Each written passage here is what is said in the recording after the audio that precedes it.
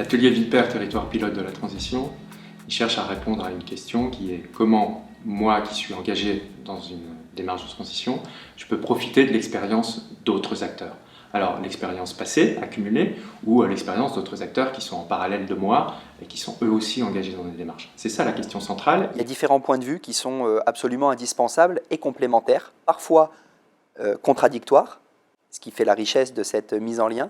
C'est le point de vue par exemple des élus, c'est le point de vue des techniciens des collectivités, c'est le point de vue des opérateurs économiques, c'est le point de vue des citoyens. Alors au départ, moi je connaissais un petit peu le travail qui était fait par l'Institut. Je me disais que j'avais envie sur le territoire sur lequel j'agissais et j'agis encore en tant qu'élu, j'avais envie de faire un saut dimensionnel sur les questions de la transition. Jusque-là, on accompagnait un projet ici, un projet là, un projet là. Et puis à un moment donné, on se disait mais non, il faut relier l'ensemble, il faut pouvoir aller de façon plus globale. L'envie était de pouvoir emmener d'autres acteurs, briser les habitudes passées qui sont les élus travaillent en silo comme ça, les services travaillent en silo et de temps en temps ils font des appels à projets et il y a des associations qui répondent. À un moment donné, on va regarder une problématique, on va regarder une envie et on va se mettre à travailler ensemble. Aujourd'hui, ce qu'on fait, c'est qu'on vient prendre un peu de recul sur nos pratiques. On a largement puisé aujourd'hui dans le référentiel qui a été fait. On l'a diffusé sur notre territoire et ça devient un point d'appui dans ce qu'on structure au niveau du territoire régional avec les acteurs de la région. Et émerge l'idée de pouvoir avoir quelque chose d'un peu équivalent au niveau du territoire régional Centre-Val de Loire.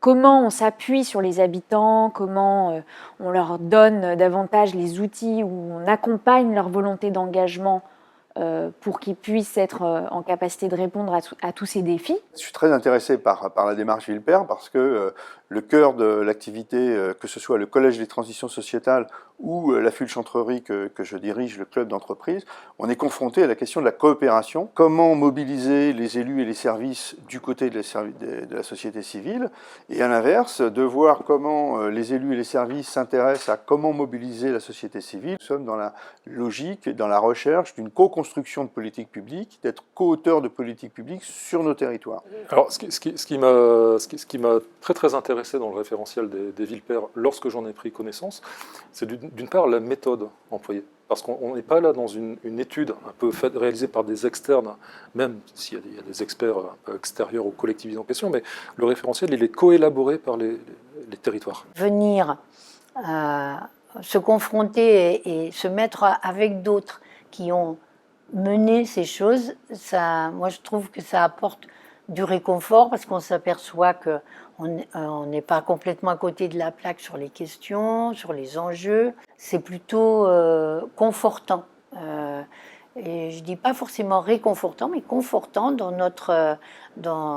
pour continuer et pour se dire que on est dans un mouvement plus global. Cette logique intégrée, multi-bénéfices, de recherche constante des co-bénéfices, moi je l'ai retrouvée dans le référentiel. Elle fait vraiment partie du référentiel des villes en transition et c'est une des clés, c'est-à-dire cette recherche permanente où on va tirer la pelote, tirons les ficelles de tout ce que ça peut permettre en termes de politique publique. On discute à des échelles très différentes. La ville de Paris, le Sang-Goël, voilà. Mais finalement, on réalise qu'à toutes les échelles, selon les enjeux, on trouve des solutions. Ces échanges à l'atelier des Villepert, ils permettent aussi, d'une certaine manière, de retrouver une famille professionnelle, où on partage vraiment ces ingrédients qui nous permettent vraiment d'agir ou de trouver des repères. Je prends appui sur le référentiel, mais j'installe autour du référentiel un espace qui permet à chacun de parler de son propre travail et d'avoir l'écho de pairs. De pairs, c'est-à-dire de personnes qui sont confrontées aux mêmes enjeux de travail. Et ce faisant, on construit une appropriation des enjeux et finalement un transfert d'expérience d'une situation à une autre. L'expérience des autres, elle est absolument fondamentale. D'abord pour comprendre ce qu'on vit soi-même, parce qu'en fait on a besoin de cet effet miroir pour soi-même comprendre où on se situe dans le monde, dans la société, dans son activité. Et donc sa propre expérience est absolument indispensable aux autres pour qu'ils puissent eux-mêmes mener leurs projets. Et ce qu'on joue ici dans l'atelier, c'est justement un éclairage de l'expérience des uns et des autres pour être en mesure, les uns par rapport aux autres, de se situer collectivement. Et c'est parce qu'on va le faire collectivement qu'on va créer l'assemblage de sociétés qui va permettre de répondre aux problèmes. En tant que maire, je n'ai qu'une toute petite partie du problème. Chaque citoyen, il en a une petite partie. Chaque acteur économique aussi. Si la France pouvait, dans les 5 ans qui viennent, se donner une vision partagée de ce que serait son développement dans une logique de transition et que c'était tout le monde ensemble pour le porter, ça aurait une puissance de feu extraordinaire.